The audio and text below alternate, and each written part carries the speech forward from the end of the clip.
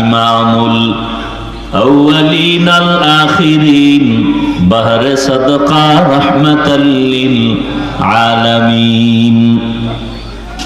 গরবা সূরত আদমি ইনসাবুদে আহমদ বু জাহলো হামেক সাবুদে আদমিরা আদমিয়ত লাজমাস আউদে রাগর বুনা বাশুদ হি জামাস।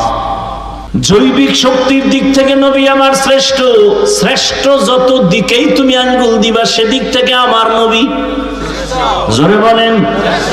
মেধার বেলায় রহমতের নবীর চোখের পাওয়ার সারা দুনিয়ার ভেতরে শ্রেষ্ঠ।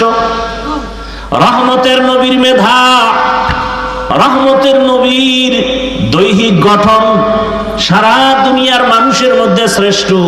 কেমন মায়ার নবী আমার, সারা দুনিয়ার মানুষের শক্তি এক জায়গায় করলো নবীর শক্তির সামনে তুলনা হবে না। আর সেই নবীর 25 বছর বয়সে কেমন যৌবন, কেমন শক্তি নবীর। কিন্তু আল্লাহর কুদরত দেখো, জাতি ভুলিও না। রহমতের নবী 25 বছরের বয়সের যৌবনটা কত মারাত্মক।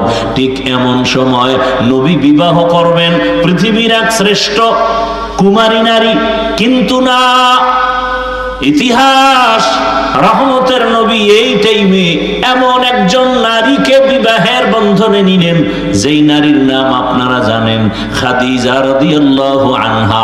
2 জন স্বামী বিদায় হয়ে গেল, আবার বয়সটাও তার 40 বছর। কয় বছর?